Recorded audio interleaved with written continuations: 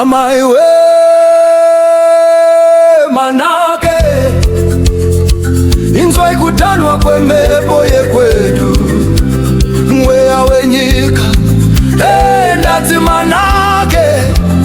mweya uri kutaura nasi vesi wana manake we ndinoona ruvara rwechibvumirano chaMwari manake mune chitema manake muri mweya wakatsika mweya wekudenga taridzai kumeso kwenyika yedu kupenya kwenyeredzi manake ndanzwa inzwi rembudzi yenhaka yedu kuti tibate tichiremekedza manake manake we muri runyararo rwechivanhu tinzwe manake chiedza chisina mafuta chinopenya mbira inorira manake kuti mweya udzokere kumba hosho inopisa manake simukai mambo nenyika yenyu vesinaka naka yedu ndinonzwa unyoro weropa ndabata swinga rezvitema zviznaku manake musatendeukire kutsika dzisiri dzedu tione mvura yechibhorani inocheneswa nezuva ndipo pandinobatana nemadzitateguru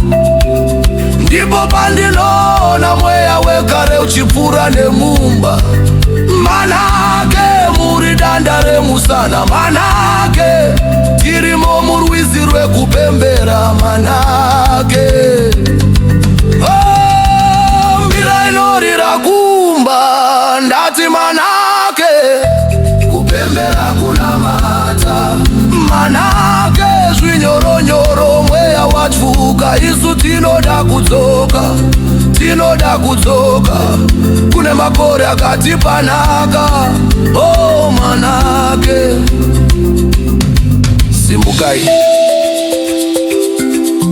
hatinamatire zvisiri zvedu ndiani ashatigunda? Hapana. Ndiani ashatirova?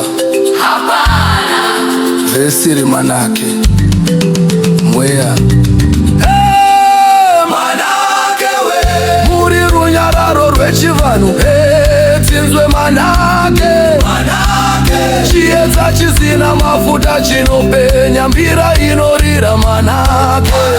kuti mweya udzokere kumba hosho inopisa manake simukai mambo nenyika yenyu manake hondo yedu ndati hondo mweya